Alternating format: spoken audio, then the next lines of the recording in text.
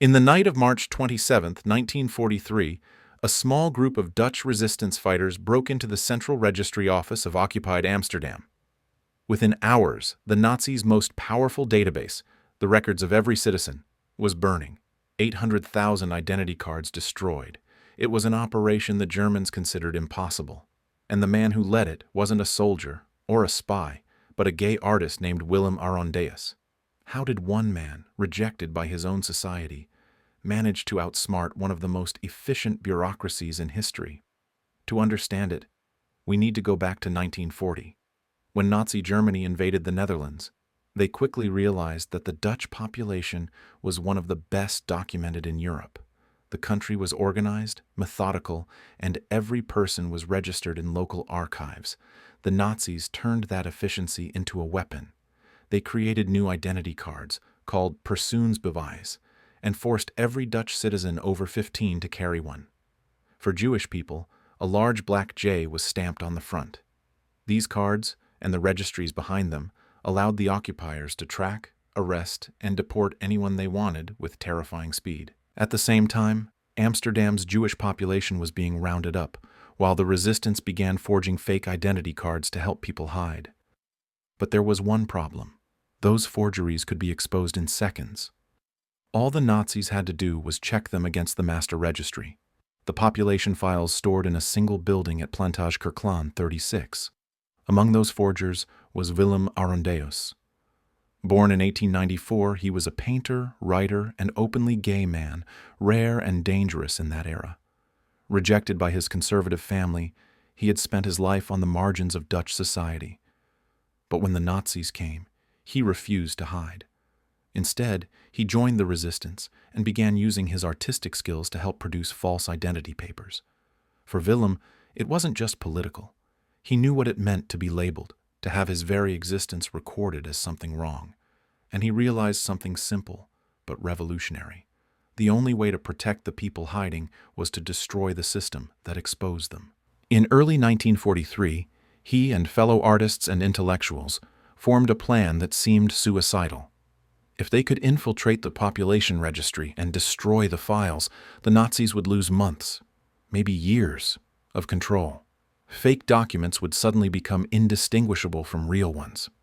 But how could a handful of civilians attack one of the most heavily guarded government buildings in the city?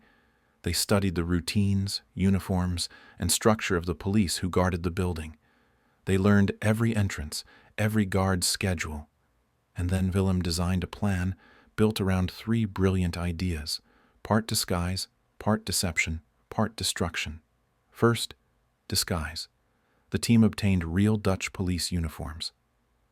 On the evening of March 27th, they arrived dressed as officers conducting an inspection. The guard on duty saw badges, heard confident voices, and let them inside. Moments later, two members, medical students, sedated him and his assistant with phenobarbital. No gunfire, no alarm. Second, destruction. The saboteurs moved quickly through the building, unlocking cabinets and drawers filled with files. They poured benzene and gasoline over the stacks of paper and placed carefully timed explosive charges.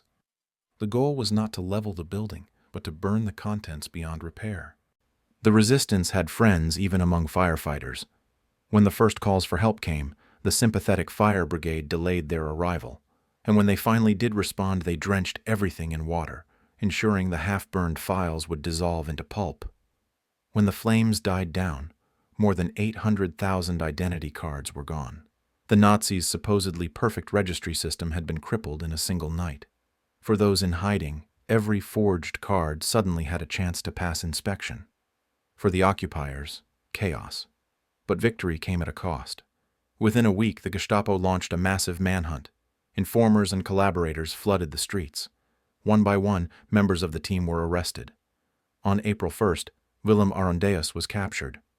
During his interrogation, he admitted everything, refusing to betray others. On July 1st, 1943, he was executed by firing squad near Overveen, along with 12 of his comrades. Moments before his death, he made one final request to his lawyer: to tell the world that homosexuals are not cowards. He was 48 years old. The Nazis rebuilt the registry, But they never fully recovered the destroyed data. The operation became a symbol of courage inside the occupied Netherlands. It proved that artists, intellectuals, and ordinary citizens could outthink the machinery of oppression. For decades after the war, Arondeus's name was nearly forgotten. His homosexuality was rarely mentioned in official accounts. Only later did historians restore his full story, not just as a resistance hero, but as a man who lived and died refusing to hide who he was. In 1984, he was posthumously awarded the Dutch Resistance Memorial Cross. 2 years later, Yad Vashem recognized him as righteous among the nations for his role in saving Jewish lives. Today, a street in Amsterdam bears his name, Arondeusstraat, and a plaque marks the site of the bombing he led. His story is a reminder that bravery doesn't always come from generals or soldiers. Sometimes it comes from those the world tries to silence, people who turn rejection into resistance and difference into strength. Willem Arondéus proved that courage can exist in any form, under any label, even one society tried to erase. 800,000 names were lost that night. But because of him, countless lives were saved.